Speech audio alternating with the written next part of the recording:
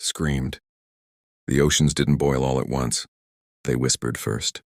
At dawn, coastal sensors began returning impossible readings. Temperature, spikes that jumped by tens of degrees in seconds, pressure collapsing in patterns no geologist could explain. At first, the scientists blamed equipment failure. Then they blamed sabotage. By noon, they stopped blaming anything at all. Because by noon, the water itself began to scream. I was stationed at Oceanic Research Platform Theta 9, a floating metal island, chained to the black depths of the mid-Pacific. I'd seen storms, rogue waves, and quakes that split trenches open. Nothing prepared me for what rose from the sea that day. It started with a tremor under our feet, gentle at first, like distant thunder. Then the tremor became a pulse. The pulse became a vibration, and the vibration became a sound no one on the platform could ever forget. A long, low, metallic wail, as if the entire ocean had been turned into a single tortured voice.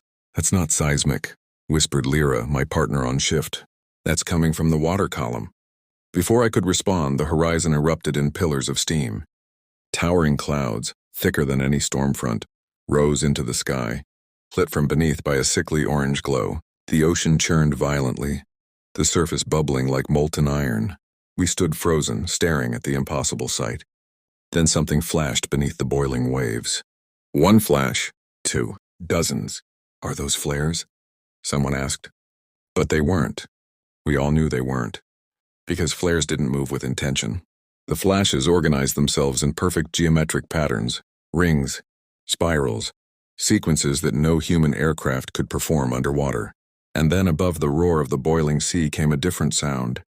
A mechanical hum. Deep, rhythmic, predatory. Lyra grabbed my wrist. "This is them. They're doing this. They're heating the ocean from below." She didn't say who they were. She didn't have to. The alien presence humanity had spent 5 years trying to understand.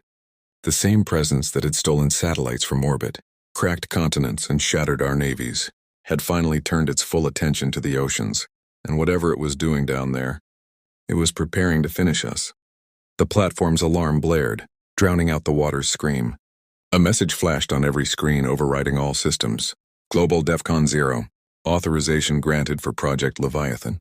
Command units prepare for release. My heart sank. Leviathan wasn't a weapon of victory. It was a weapon of last resort. Designed in secrecy, built in fear, and locked away because every simulation ended the same way. With oceans torn apart and coastlines erased, Lyra stared at the screen, her voice barely a breath. "They really want us to unleash it?" I swallowed. The ocean tremored again, violently this time. Whatever was rising beneath us was rising fast. "We don't have a choice," and I said. And as boiling waves crashed against the platform, sending burning seawater spraying across the deck, the truth settled over me like a shadow. Leviathan wasn't waking up to save us. It was waking up because something worse was coming out of the deep. The depths opened their eyes. The release codes for Project Leviathan required 2 human confirmations. Mine was the first. Lyra's was the second. Her hand hovered over the biometric panel, trembling. Outside, the sky had darkened. Not from clouds, but from steam. Endless towers of boiling vapor rose from every direction, turning day into a blistering twilight. Beneath the platform, something massive scraped along the ocean floor. The vibrations traveled up through the steel supports, rattling bolts and making the entire structure groan like a dying beast. "It's moving," Lyra whispered. "No," I corrected. "They're moving it." Another pulse shook the platform, stronger, deliberate, rhythmic. Like knocking. Like code.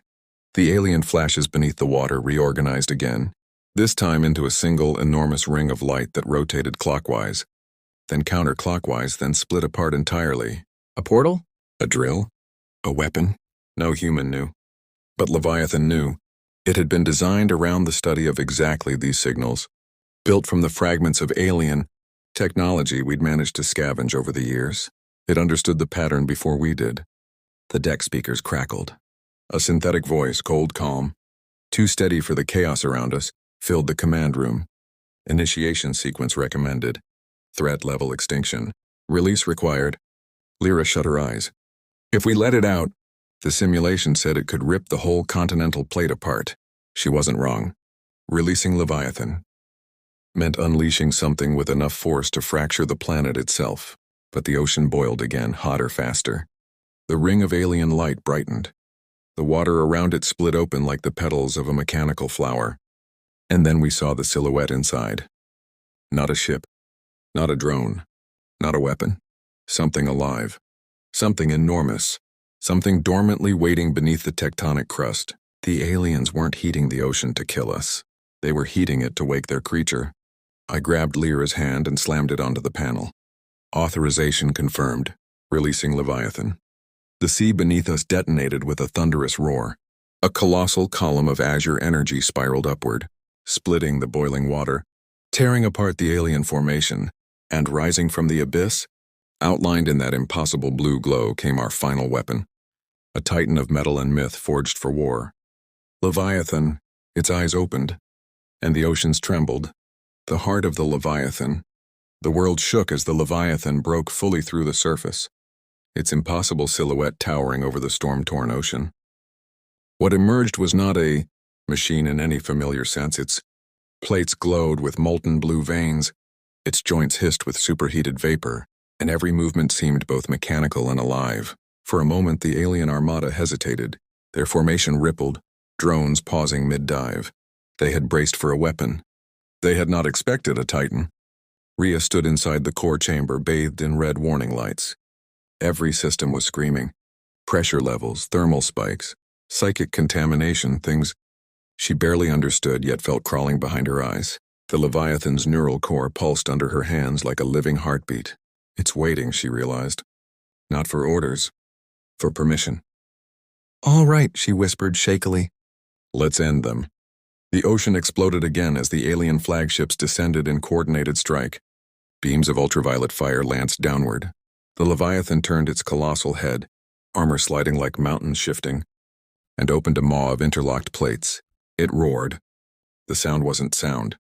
It was a gravitational shockwave, bending the sea downward and launching a ring of vaporized water hundreds of meters high. Alien frigates vaporized midair, collapsing into glowing fragments. But the counterattack came instantly. The aliens unleashed a synchronized barrage, patterns designed by civilizations older than Earth itself. A sphere of dark light energy wrapped around the Leviathan, crushing inward. Rhea screamed as pain shot through the neural link. The Leviathan trembled, plates cracking, molten lines dimming. Not enough. We're not enough. A memory flickered through the interface, her brother's laugh. Sunlight on a beach before the sky turned black. Humanity's memories, their grief, their fury. And the Leviathan absorbed it, amplified it. Rhea felt millions behind her. Voices, faces, hopes, rage, love, every lost life in the boiling oceans. "Take all of it," she whispered. "Everything we were, everything we still are." The Leviathan's eyes ignited with a blinding white core. It stood straight. It opened its chest plates, and it fired. The beam that erupted was not energy, it was annihilation. Alien capital ships dissolved like smoke. The blockade shattered, the boiling oceans calmed, under the sudden stillness as the enemy fleet was erased from existence. Rhea collapsed forward, gasping. Outside, the Titan slowly sank to one knee, steam rising like a funeral shroud. Humanity's last weapon had done its task. The oceans were still boiling. The sky was still scarred. But for the first time in years, there were no alien ships left in the sky.